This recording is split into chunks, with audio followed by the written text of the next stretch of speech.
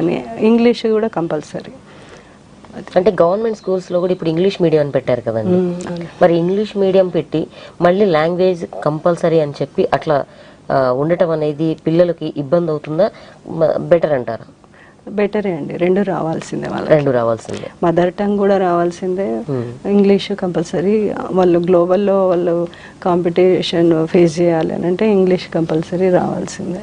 అయితే ఎడ్యుకేషన్ పరంగా పిల్లలకి ఇలా ఉండి ఇవన్నీ కాకుండా చదువుకున్న తర్వాత ఇవన్నీ వేరే కాకుండా నార్మల్గా ఇంకా ఏ విధంగా లీడ్ చేయొచ్చు అంటారు వాళ్ళ లైఫ్ని?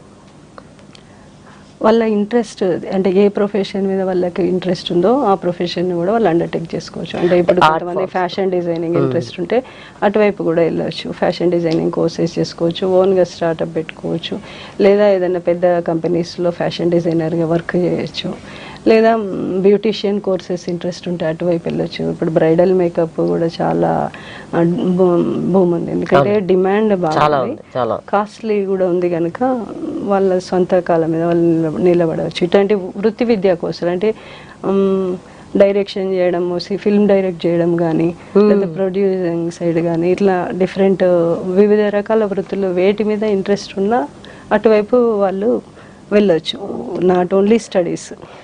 అంటే ఇది ఒక డిగ్రీ లాగా ఒక క్వాలిఫికేషన్ బేసిక్ అని. కానీ కామర్స్ తీసుకున్న వాళ్ళకి లైఫ్ లేదు అనుకుని బాధపడాల్సిన అవసరం అయితే ఇప్పుడు లేదు. అసలు నెంబర్ ఆఫ్ ఆపర్చునిటీస్ ఉంటాయి వరల్డ్ వైడ్లో కూడా, వరల్డ్ వైడ్గా లోకల్ నుంచి గ్లోబల్ వరకు కూడా. అంటే కొన్ని వేల జాబ్స్ వచ్చే అవకాశం ఉంటుంది అండి. అంటే ఇటు government sector, private sector, global వైజ్గా ఇన్ని ఉన్నాయని మీరు మీ మాటల ద్వారా చెప్తున్నారు. అవునండి.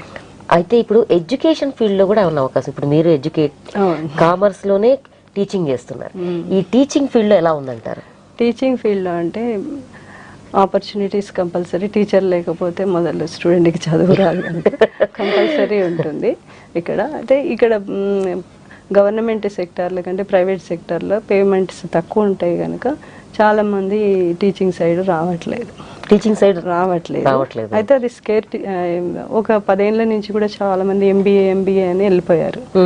సో దాంతో ఇప్పుడు టీచర్స్ స్కేర్సిటీ కూడా వస్తుంది 2-3 ఏళ్లలో. అంటే ఎంకామ్ చేసిన వాళ్ళే తగ్గిపోయినరు చాలా మంది. అవును, అసలు కనిపించట్లేదండి.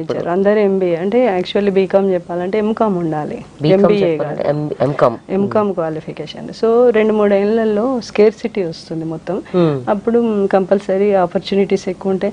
ఎక్కడ శాలరీ ఎక్కువ ఉందో ఆటోమేటిక్గా అక్కడ మళ్ళీ చాలా మంది ఇంట్రెస్ట్ చూపిస్తారు, ఎక్కడ వెళ్ళిపోతుంటారు. అదే కదా, ఇంజనీరింగ్ చేస్తే వాళ్ళకు సాలరీస్ ఎక్కువ వస్తాయని పేరెంట్స్ ఇంజనీరింగ్ చేయండి అని. ఇప్పుడు ఇక్కడ ఇది టీచింగ్ ఫీల్డ్, ఈ ప్రొఫెషన్ అంటే ఇది జాబ్ లాగా